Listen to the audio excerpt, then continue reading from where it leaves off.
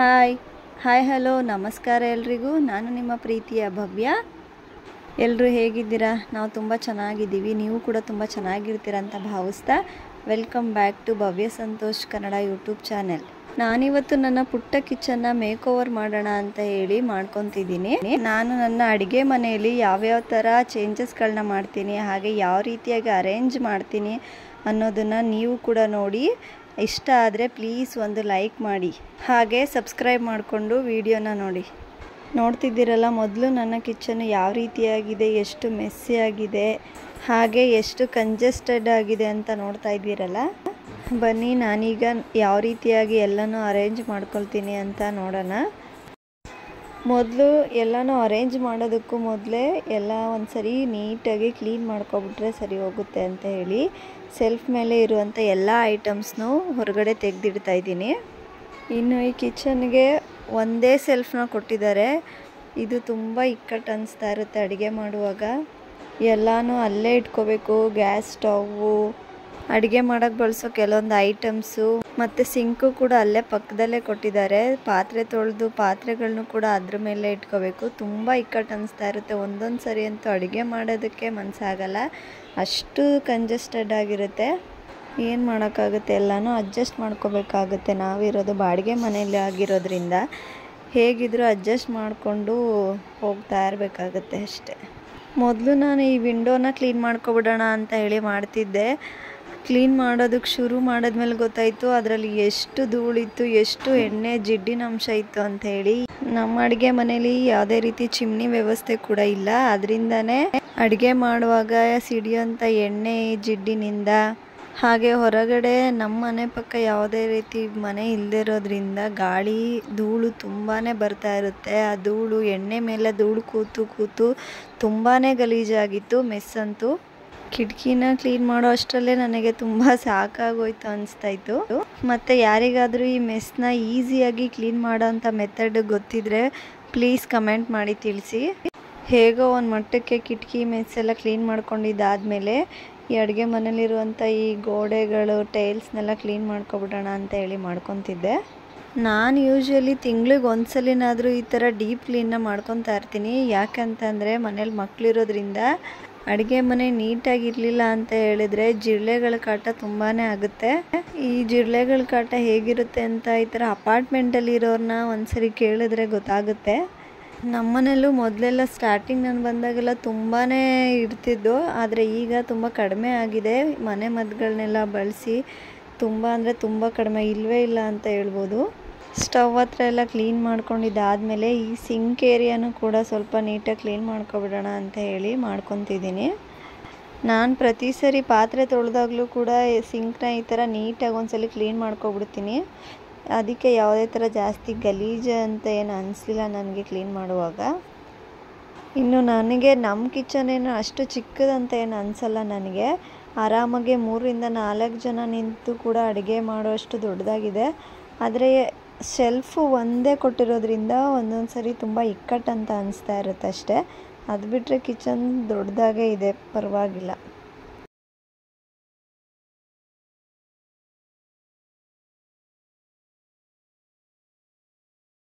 Sync ಎಲ್ಲ clean ಆಗಿದ್ದಾದಮೇಲೆ ನಾನು ಅಡುಗೆಗೆ ಯೂಸ್ ಮಾಡುವಂತಹ ಐಟಮ್ಸ್ನೆಲ್ಲ ಸ್ಟೋರ್ ಮಾಡೋ ಅಂಥ ಕಬೋರ್ಡ್ನ ಕೂಡ ಕ್ಲೀನ್ ಮಾಡ್ಕೊಬಿಡೋಣ ಅಂತ ಹೇಳಿ ಮಾಡ್ಕೊತಿದ್ದೆ. ಇದು ಬಂದು ರಾಗಿ ಮಾಲ್ಟ್ ಪೌಡರ್ ಇನ್ನು ಸ್ವಲ್ಪನೇ ಇದೆ. ಇದು ಮುಗಿದ್ಮೇಲೆ ಮತ್ತೆ ನಾನು ಮಾಡ್ಕೊತೀನಿ. ಯಾರಿಗಾದರೂ ಆ ರೆಸಿಪಿದು ವಿಡಿಯೋ ಬೇಕಂದರೆ ಕಮೆಂಟ್ ಮಾಡಿ, ಮತ್ತೆ ಮಾಡ್ಕೊಂಡಾಗ ವಿಡಿಯೋನ ಹಾಕ್ತೀನಿ. ನಾನಿಲ್ಲಿ ಎಲ್ಲ ಡಬ್ಬಗಳನ್ನೂ ತೊಳೆಯೋದಕ್ಕೆ ಹೋಗಿಲ್ಲ, ಹಾಗೆ ಒರೆಸ್ಕೊತಾ ಇದ್ದೀನಿ. ಖಾಲಿಯಾಗಿರೋ ಡಬ್ಬಗಳನ್ನ ಮಾತ್ರ ನೀಟಾಗಿ ತೊಳ್ಕೊತಾ ಇದ್ದೀನಿ. ನಾನು ಹೇಗೆ ಅಂದರೆ ಎಲ್ಲ ಬಾಕ್ಸಸ್ನೂ ಒಂದೇ ಸರಿ ಕ್ಲೀನ್ ಮಾಡ್ಕೊಳ್ಳೋದಕ್ಕೆ ಹೋಗೋದಿಲ್ಲ. ಯಾವಾಗ ಯಾವ ಐಟಮ್ ಖಾಲಿ ಆಗಿರುತ್ತೆ ಆಗಲೇ ಆ ಬಾಕ್ಸ್ನ ಕ್ಲೀನ್ ಮಾಡಿಕೊಂಡು ಸ್ಟೋರ್ ಮಾಡಿ ಇಟ್ಕೊಬಿಡ್ತೀನಿ. ಈಗಲೂ ಕೂಡ ಖಾಲಿಯಾಗಿರೋ ಬಾಕ್ಸ್ಗಳನ್ನ ಮಾತ್ರ ತೆಗೆದು ನೀಟಾಗೆಲ್ಲ ತೊಳೆದು ಐಟಮ್ಸ್ಗಳನ್ನೆಲ್ಲ ಹಾಕಿ ಇಟ್ಕೊತಾ ಇದ್ದೀನಿ. ಹಾಗೆ ಬೇಡದೇ ಇರೋ ಡಬ್ಬಗಳನ್ನೆಲ್ಲ ಆಚೆ ಹಾಕಿ ಬೇರೆ ಬಾಕ್ಸಸ್ಗಳನ್ನೂ ಕೂಡ ರೀಪ್ಲೇಸ್ ಮಾಡ್ಕೊತಿದ್ದೀನಿ. ಇನ್ನು ನಮ್ಮ ಅಡುಗೆ ಮನೆಯಲ್ಲಿ ಈ ಥರ ಸ್ಟೋರೇಜ್ ಕಬೋರ್ಡ್ನ ಕೊಟ್ಟಿರೋದು ತುಂಬಾ ಯೂಸ್ಫುಲ್ ಆಗಿದೆ. ಆಲ್ಮೋಸ್ಟ್ ಅಡುಗೆ ಮನೆ ಎಲ್ಲ ಐಟಮ್ಸು ಕೂಡ ಇದೇ ಕಬೋರ್ಡ್ಗಳಲ್ಲಿ ಬಂದ್ಬಿಡುತ್ತೆ. ನಾನಂತೂ ಅಡುಗೆ ಮನೇಲಿ ಬಳಸೋಂಥ 90% ವಸ್ತುಗಳನ್ನೆಲ್ಲ ಈ ಕಬೋರ್ಡ್ನಲ್ಲೇ ಇಟ್ಕೊಂಡಿದ್ದೀನಿ. ನನಗಂತೂ ಇದು ತುಂಬಾ ಯೂಸ್ಫುಲ್ ಅಂತ ಅನಿಸುತ್ತೆ. ಹಾಗೆ ಅಡುಗೆ ಮನೆಯಲ್ಲಿ ನನಗೆ ಈ ಒಂದು ಜಾಗ ತುಂಬಾ ಇಷ್ಟ ಅಂತ ಹೇಳ್ತೀನಿ. ಇನ್ನು ಈ ಕಬೋರ್ಡ್ನಲ್ಲಿ 3 ಯೂನಿಟ್ಗಳನ್ನ ಕೊಟ್ಟಿದ್ದಾರೆ. ಮೇಲ್ಗಡೆ ಬಂದು ನಾನು ಎಲ್ಲ ಬಾಕ್ಸಸ್ಗಳನ್ನ ಇಟ್ಕೊಂಡಿದ್ದೀನಿ. ಸೆಕೆಂಡ್ ಯೂನಿಟಲ್ಲಿ ಬಂದು ಈ ಥರ ಇಡ್ಲಿ ಪಾತ್ರೆ ಆಗಿರ್ಬೋದು, ಮಿಕ್ಸಿ ಜಾರ್ಸು, ಆಗಲೇ ಈ ಗ್ಲಾಸ್ ಐಟಮ್ಸ್ಗಳು, ಮತ್ತು ಈ ದೊಡ್ಡ ಬಾಕ್ಸಲ್ಲಿ ರಾಗಿ ಹಿಟ್ಟು, ಗೋಧಿ ಹಿಟ್ಟು ಮತ್ತು ಅಕ್ಕಿ ಹಿಟ್ಟು, ಈ ಥರ ಹಿಟ್ಟುಗಳನ್ನೆಲ್ಲ ಇಟ್ಕೊಂಡಿದ್ದೀನಿ. ನಮ್ಮ ಮನೆಯಲ್ಲಿ ಗ್ಲಾಸ್ ಐಟಮ್ಸ್ಗಳು ಏನು ಜಾಸ್ತಿ ಇಲ್ಲ. ಈ ಥರ ಜ್ಯೂಸ್ ಜಾರ್ಗಳು ಒಂದು 3 ಸೆಟ್ಸ್ ಇದ್ದಾವೆ ಅಷ್ಟೇ. ಮತ್ತು ಬಾಕ್ಸ್ಗಳೆಲ್ಲ ಕೂಡ ಪ್ಲಾಸ್ಟಿಕ್ದೇ ಇದೆ. ನೋಡೋಣ ಮುಂದೆ ಯಾವಾಗಲಾದರೂ ಆದರೆ ತಗೊಳ್ಳೋಣ ಅಂತ ಸುಮ್ಮನಾದೆ.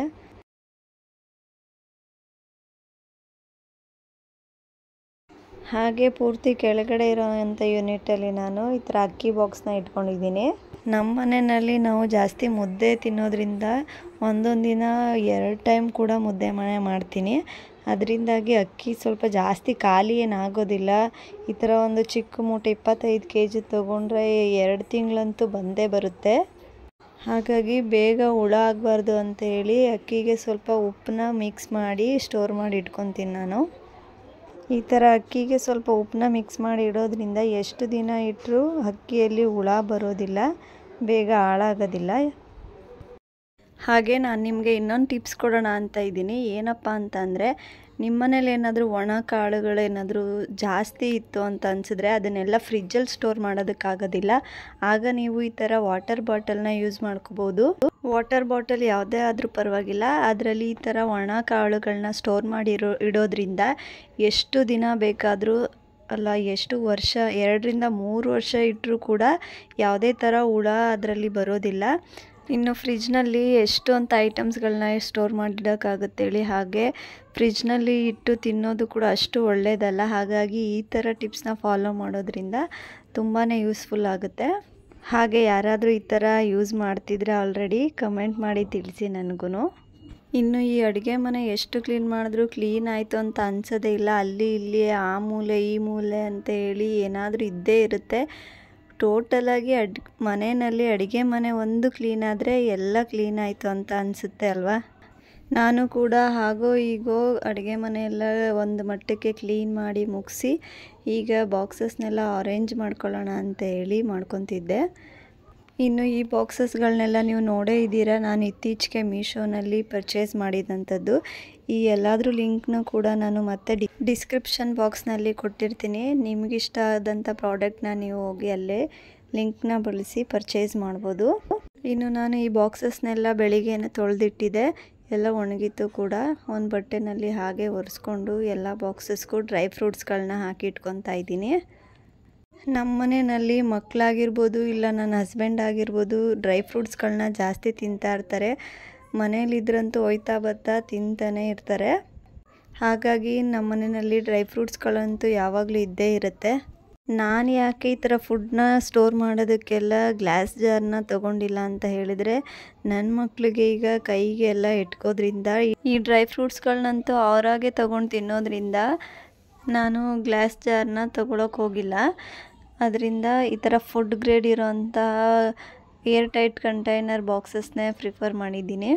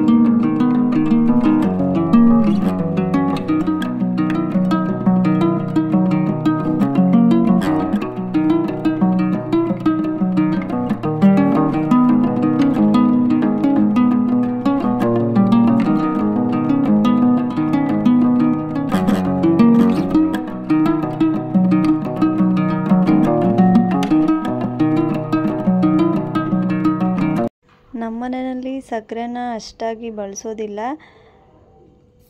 ಏನಾದರೂ ಯಾವಾಗಲಾದರೂ ನಾವೇನಾದರೂ ಮನೇಲಿ ಸ್ವೀಟ್ ಮಾಡಿದಾಗಲಷ್ಟೇ ಸಕ್ಕರೆನ ಬಳಸೋದು. ಡೈಲಿ ಟೀ ಕಾಫಿಗೆಲ್ಲ ನಾವು ಸಕ್ಕರೆ ಬಳಸಲ್ಲ, ಬೆಲ್ಲದಿಂದ ಮಾಡ್ಕೊತೀವಿ. ಸಕ್ಕರೆ ಯೂಸ್ ಮಾಡೋದು ಕೂಡ ಆರೋಗ್ಯಕ್ಕೆ ಅಷ್ಟು ಒಳ್ಳೆಯದಲ್ಲ ಅಂತ ಹೇಳ್ತಾರೆ. ಅದರಿಂದನೇ ಹಾಗೆ ನಾನು ಇನ್ನೂ ಯಾವ್ಯಾವ ಐಟಮ್ಸ್ ಎಲ್ಲ ಖಾಲಿ ಆಗಿತ್ತು ಅದನ್ನೆಲ್ಲ ರೀಫಿಲ್ ಮಾಡ್ಕೊತಿದ್ದೆ. ನೋಡ್ತಾ ಇರ್ಬೋದು ಮೆಂತ್ಯ ಏನಕ್ಕೆ ಇಷ್ಟೊಂದು ತೊಗೊಂಡಿದ್ದಾರೆ ಅಂತ. ನಮ್ಮ ಮನೆಯಲ್ಲಿ ಡೈಲಿ ಇಲ್ಲ ಅಂದರೂ ವಾರದಲ್ಲಿ 4 ದಿನ ಆದರೂ ಮೆಂತ್ಯ ಮತ್ತು ಚಿಯಾ ಸೀಡ್ಸ್ನ ರಾತ್ರಿ ನೆನೆಸಿಟ್ಟು ಬೆಳಿಗ್ಗೆ ಎದ್ದು ಕುಡಿಯೋಂಥ ಅಭ್ಯಾಸ ಇದೆ. ಅದರಿಂದಾಗಿ ಮೆಂತ್ಯ ಮತ್ತು ಚಿಯಾ ಸೀಡ್ಸ್ನ ತೊಗೊತಾ ಇರ್ತೀವಿ ಜಾಸ್ತಿ. ಈ ಥರ ರಾತ್ರಿ ನೆನೆಸಿಟ್ಟು ಬೆಳಿಗ್ಗೆ ಕುಡಿಯೋದ್ರಿಂದ ಬಾಡಿ ತಂಪಾಗುತ್ತೆ, ಹಾಗೆ ಡೈಜೆಷನ್ ಪವರ್ ಕೂಡ ಇಂಪ್ರೂವ್ಮೆಂಟ್ ಆಗುತ್ತೆ.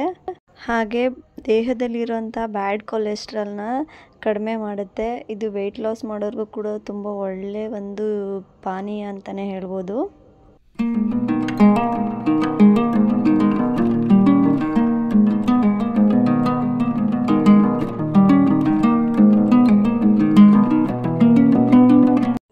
ಹಾಗೆ ಈ ಮಸಾಲ ಬಾಕ್ಸಲ್ಲೂ ಕೂಡ ಕೆಲವೊಂದು ಐಟಮ್ಸು ಖಾಲಿಯಾಗಿತ್ತು, ಅದನ್ನು ಕೂಡ ರೀಫಿಲ್ ಮಾಡ್ಕೊಳ್ಳೋಣ ಅಂತ ಹೇಳಿ ತೆಗೆದಿದ್ದೀನಿ. ನಾನು ಈ ಬಾಕ್ಸ್ನ ತಗೊಂಡು ಆಗಲೇ 4 ವರ್ಷ ಮೇಲೆ ಆಗ್ತಾ ಬಂತು. ಇನ್ನೂ ಕೂಡ ಚೆನ್ನಾಗಿದೆ. ನಾನು ಆಗಲಿಂದ ಈ ಬಾಕ್ಸ್ನೇ ಬಳಸ್ತಾ ಇದ್ದೀನಿ. ತುಂಬ ಚೆನ್ನಾಗಿದೆ. ಇದು ಒಂದಕ್ಕೊಂದು ಸ್ಪ್ರೆಡ್ ಆಗೋದಿಲ್ಲ, ತುಂಬ ಚೆನ್ನಾಗಿದೆ.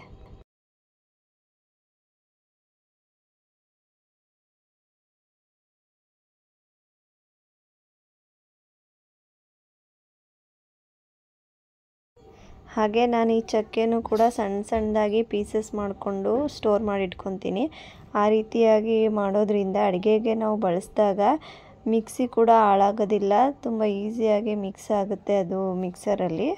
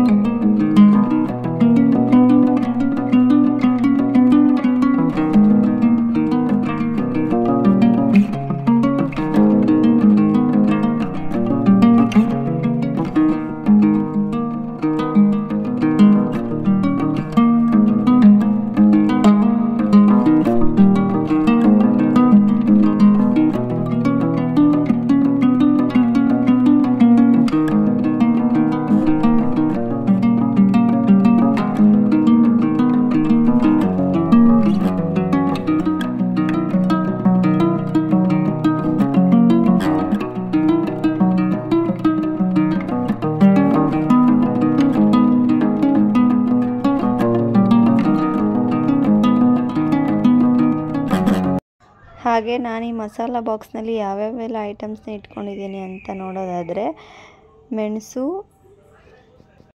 ನಕ್ಷತ್ರದ ಹೂವು, ಚಕ್ಕೆ, ಗಸಗಸೆ, ಸೋಂಪು, ಲವಂಗ ಹಾಗೆ ಏಲಕ್ಕಿ ಕಾಯಿನ ಹಾಕಿಟ್ಕೊಂಡಿದ್ದೀನಿ. ಈ ಬಾಕ್ಸ್ ಅಂತೂ ನನಗೆ ತುಂಬಾ ಯೂಸ್ ಆಗುತ್ತೆ.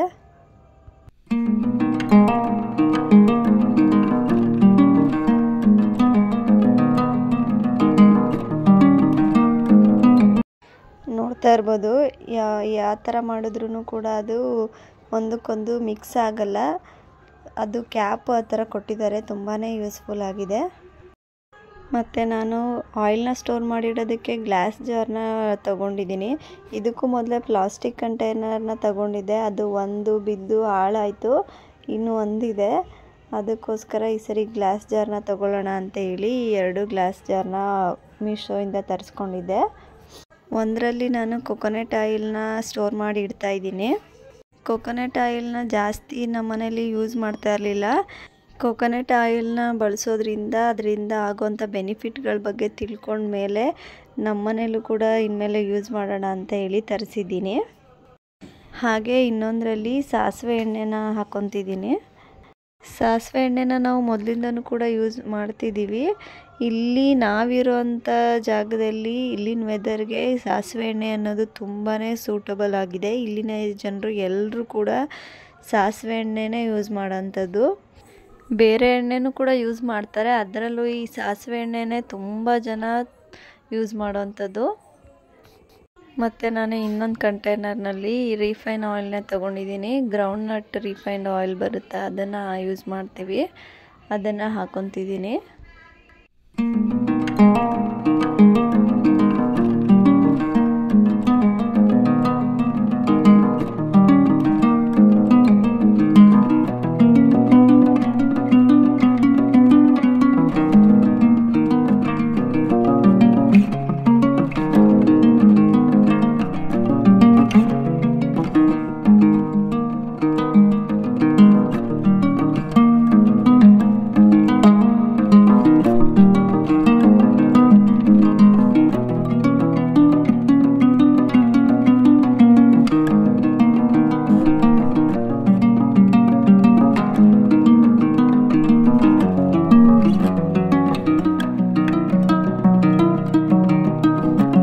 ಹಾಗೆ ಇಲ್ಲಿ ನೋಡ್ತಾ ಇರ್ಬೋದು ನೀವು, ಈ ಒಂದು ಪ್ರಾಡಕ್ಟ್ನು ಕೂಡ ನಾನು ಮೀಶೋನಲ್ಲಿ ತರಿಸ್ಕೊಂಡಿದ್ದೆ.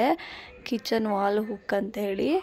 ಇದನ್ನು ಕೂಡ ಈಗ ಸ್ಟಿಕ್ ಮಾಡ್ಕೊತಾ ಇದ್ದೀನಿ. ಅದರಲ್ಲೇ ಈ ಥರ ಸ್ಟಿಕ್ಕರ್ನ ಕೊಟ್ಟಿರ್ತಾರೆ, ಅದನ್ನು ತೆಗೆದು ಹೀಗೆ ವಾಲ್ ಮೇಲೆ ಅಂಟಿಸ್ಕೊಳ್ಳೋದು ಅಷ್ಟೇ. ತುಂಬ ಬಿಗಿಯಾಗಿ ಕುತ್ಕೊಂತ ಅಂತಲೇ ಹೇಳ್ತೀನಿ. ಸ್ವಲ್ಪ ಭಾರವಾಗಿರೋಂಥ ವಸ್ತುನಿಟ್ಟರು ಕೂಡ ಅದು ಬೀಳೋದಿಲ್ಲ, ಅಷ್ಟು ಒಂದು ಗಟ್ಟಿಯಾಗಿ ಕುತ್ಕೊಂಡಿದೆ. ನೆಕ್ಸ್ಟು ಇದು ಗ್ರೀನ್ ಮ್ಯಾಟ್ ತಗೊಂಡಿದೆ, ನೋಡಿದ್ರಿ ನೀವು ಕೂಡ.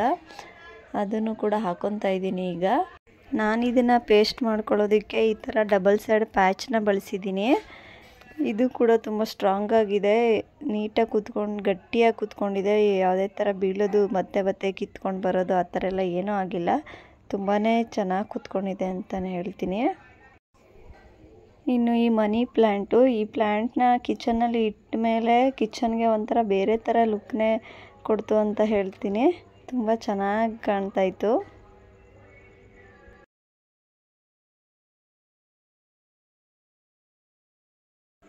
ಹಾಗೆ ಈ ಒಂದು ವಾಲ್ ಹ್ಯಾಂಗಿಂಗ್ನ ನೋಡ್ತಾ ಇರ್ಬೋದು ನೀವು. ಇದನ್ನು ನಾನೇ DIY ಮಾಡಿರುವಂಥದ್ದು. ನೀವು ಕೂಡ ನೋಡಿದ್ದೀರಿ ಅಂತ ಅಂದ್ಕೊತೀನಿ. ನನಗೆ ಈ ಥರ ಕಿಚನ್ನಲ್ಲಾಗಿರ್ಬೋದು, ಒಟ್ಟಲ್ಲಿ ಮನೆ ಒಳಗಡೆ ಈ ಥರ ಗಿಡಗಳನ್ನ ಬೆಳೆಸೋದಕ್ಕೆ ತುಂಬಾ ಇಷ್ಟ. ನಮ್ಮ ಮನೇಲಿ ಜಾಸ್ತಿ ಗಿಡಗಳೇನಿಲ್ಲ, ಒಂದು 3-4 ಇದ್ದಾವೆ ಅಷ್ಟೇ ಮನೆ ಒಳಗಡೆ ಇಡುವಂಥವು. ನೋಡೋಣ ಮುಂದೆ ಯಾವಾಗಲಾದರೂ ತಗೊಳ್ಳೋಣ. ಹಾಗೆ ಈ ಮಣ್ಣಿನ ಮಡಿಕೆ ಕೂಡ ನೀವು ನಾನು ತೊಗೊಂಡು ಬಂದಿದ್ದನ್ನ ನೋಡಿದ್ದೀರಿ ಅಂದ್ಕೊತೀನಿ. ಅದು ಕೆಳಗಡೆ ಟೇಬಲ್ ಮೇಲೆ ಇಟ್ಟಿದೆ. ಅಲ್ಲಿಟ್ಟಾಗ ನನ್ನ ಮಕ್ಕಳು ಬಂದು ನೆಲ್ಲಿನ ಪದೇ ಆನ್ ಮಾಡೋದು, ನೀರೆಲ್ಲ ಕೆಳಗಡೆ ಚೆಲ್ಲೋದು ಹೀಗೆ ಮಾಡ್ತಿದ್ರು. ಇದನ್ನು ಇಡೋದಕ್ಕೊಂದು ಜಾಗ ಸಿಗ್ತಿರ್ಲಿಲ್ಲ. ಈಗ ಇದಕ್ಕೊಂದು ಜಾಗ ರೆಡಿ ಮಾಡಿ ಇಲ್ಲಿ ಮೇಲಿಟ್ಟಿದ್ದೀನಿ. ಮತ್ತು ಸಿಂಕ್ ಪಕ್ಕದಲ್ಲೇ ಈ ಥರ ಒಂದು ಕಿಚನ್ ಟವಲ್ನ ಹಾಕಿದ್ದೀನಿ, ಕೈ ಏನಾದರೂ ಒರೆಸ್ಕೊಳಕ್ಕಾಗತ್ತೆ ಅಂತ ಹೇಳಿ.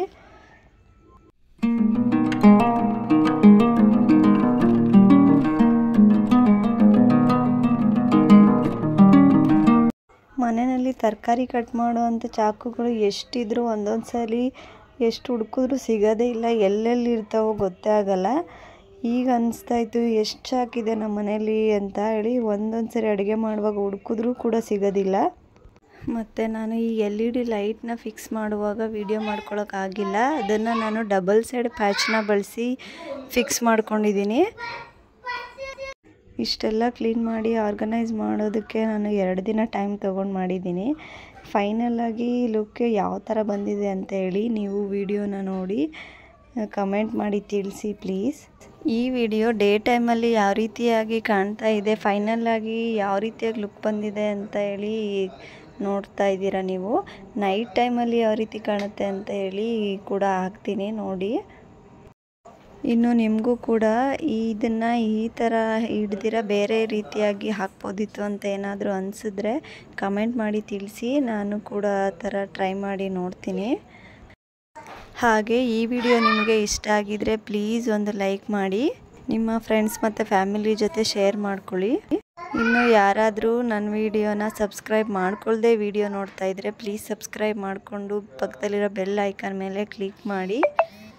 ಯಾಕೆ ಅಂದರೆ ನಾನು ಹಾಕೋ ಪ್ರತಿಯೊಂದು ವಿಡಿಯೋದು ನೋಟಿಫಿಕೇಷನ್ ನಿಮಗೆ ಬರೋದ್ರಿಂದ ನೀವೇ ಮೊದಲಿಗೆ ನನ್ನ ವಿಡಿಯೋನ ನೋಡ್ಬೋದು. ಬೇರೊಂದು ವಿಡಿಯೋ ಜೊತೆ ಮತ್ತೆ ಸಿಗ್ತೀನಿ. ಅಲ್ಲಿವರೆಗೂ ಎಲ್ಲರಿಗೂ ಟೇಕ್ ಕೇರ್, ಬಾಯ್. ನಾನು ಮತ್ತೆ ಬೇರೆ ಒಂದು ವ್ಲಾಗ್ನಲ್ಲಿ ನಿಮ್ಮ ಜೊತೆ ಸಿಗ್ತೀನಿ. ಅಲ್ಲಿವರೆಗೂ ಎಲ್ಲರೂ ಖುಷಿಯಾಗಿರಿ. ಬಾಯ್.